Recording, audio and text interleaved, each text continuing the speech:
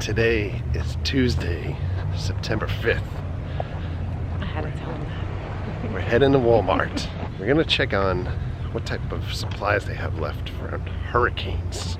For those that haven't been following along, we're due to get a very powerful hurricane, maybe, by the end of the weekend. So go through the garden section. There is a considerable line of people just trying to get water at this point. This is the flashlight section. Yeah. If you're looking for headlamps, they got you covered. No. But that's about it. Some of the MREs are gone, but basically a lot of stuff for camping is just wiped. There's no mini propane tanks left either. Everything is pretty much, at this point, hysteria has set in. So folks are just grabbing whatever they can. Even air mattresses are pretty dented. I guess people figuring if you're gonna huddle in one room, if you have a generator, if you have one. We looked yesterday, you couldn't find generators anywhere around Central Florida. But, yep. And this is the cooler section. I got Grand Admiral Thrawn. He's not gonna help us in the hurricane, but he was on the shelf. This is the wine section at Walmart. As you can see, some people are preparing to do other things during the hurricane. But this is all like pre-packaged stuff like Snapple, iced tea, Monster, things like that. And this is water. Not a drop to be had. This is all canned fruit. Canned meat. This is what's left of tuna fish.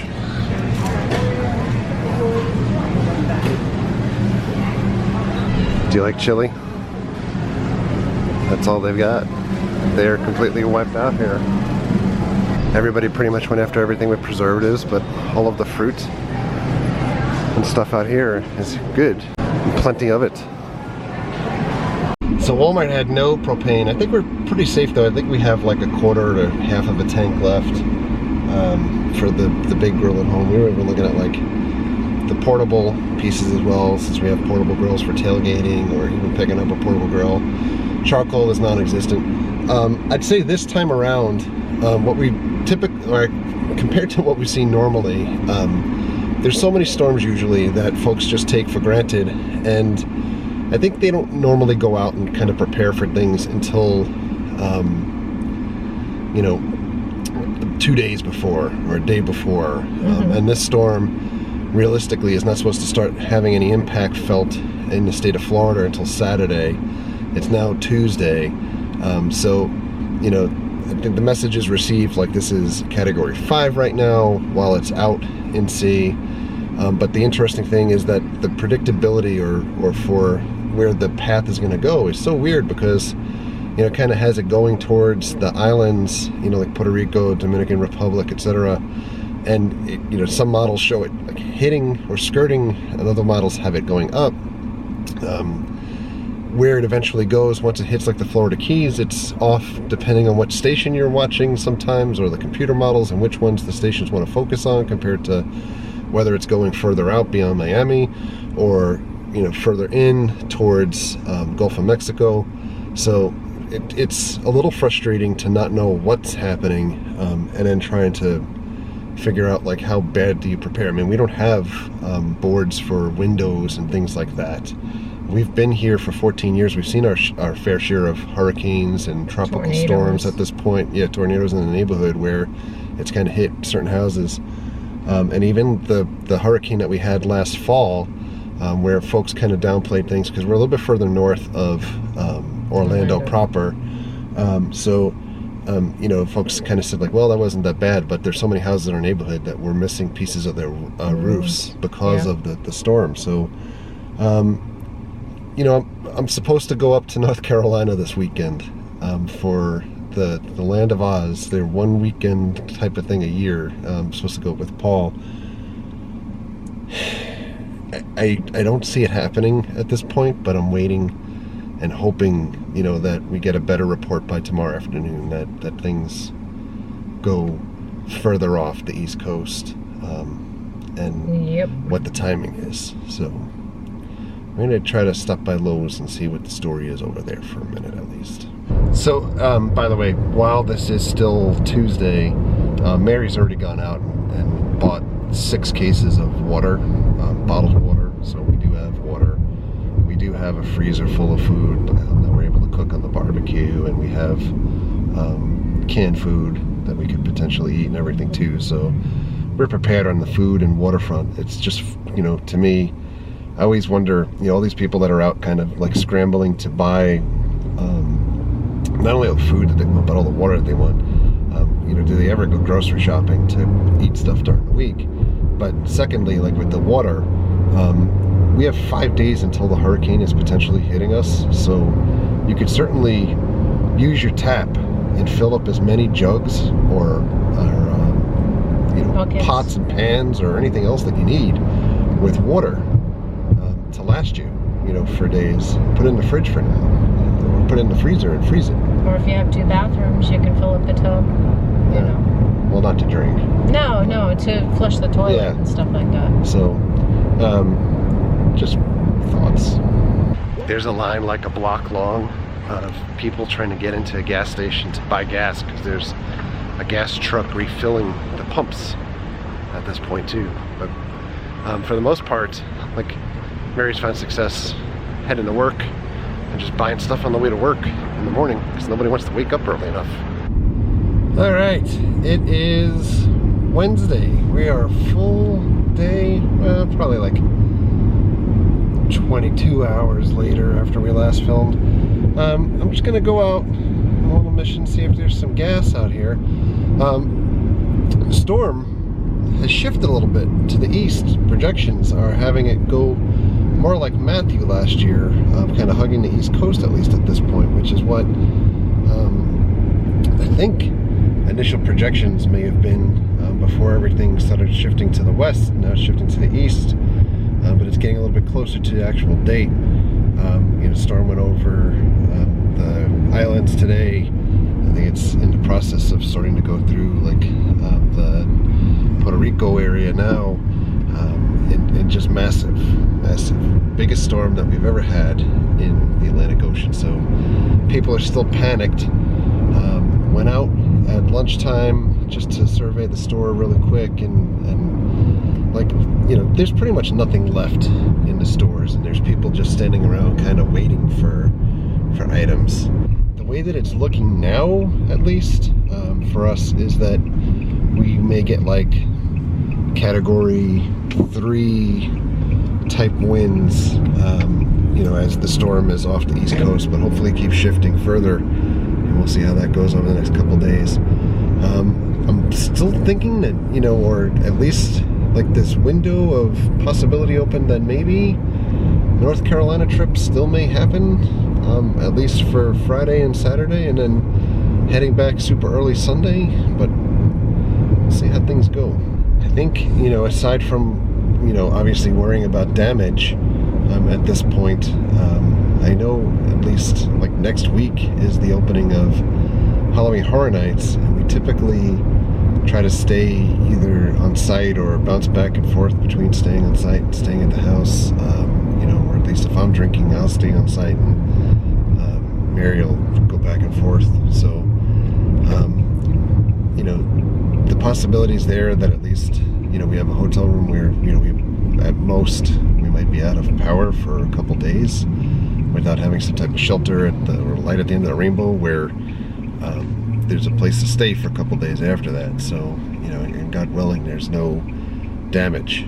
We'll see. Having said that, this is a house that's up the block from mine, where folks had kind of commented last year and said there was no roof damage, or the storm wasn't that bad because it was offshore, or we were, you know, inland. This house is one of the last ones that you pass by that still has roof damage. So those that think that the hurricane really isn't all that much, even at a 1, you know, when you're inland, you're still having roof damage, fence damage, tree damage, things like that. So it's nothing to take too lightly. We just tried to stop at this gas station. They're out of gas. Virtually every station over here is out of gas still. It's not like I need a ton of gas for today, but if the storm successfully shifts a little bit more to the right, and I do head out for a couple days, I'm just concerned that the path that I'm going is kind of the path that the storm is going, in that I'd be heading up to South Carolina or through South Carolina and North Carolina, and the storm is heading that way also. So I'm just concerned about trying to actually have gas stations have gas or fuel while traveling. So probably the biggest concern at this point, at least related to fuel. Some cows back there. They're all in the water. None of them are in the field. It's pretty funny. So the gas is all gone there. And they do have gas across the street. But that's the line. After that break of cars, of people that are waiting to get in there. And a racetrack. Nothing but bags. Bags on bags on bags. And some cars that are just parked at pumps. There's no gas here. It's really a pain in the ass that these signs don't say like out. I mean, there's 3 digits. And there's like the refill truck hiding in the back here.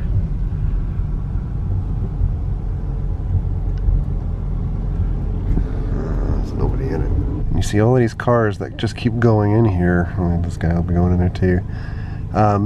Well, everyone's doing the same thing, circling the pumps. I mean, it's like ants circling a piece of food that's on the floor. It would be very, very easy enough to just put a sign outside that says out or out of gas. So schools all around Florida are closed now for Friday and Monday in anticipation of the storm. Friday to prep for the storm, and Monday because the storm will be going through. I'm sure there'll probably be some days closed next week as well, because a lot of the schools act as shelters as well.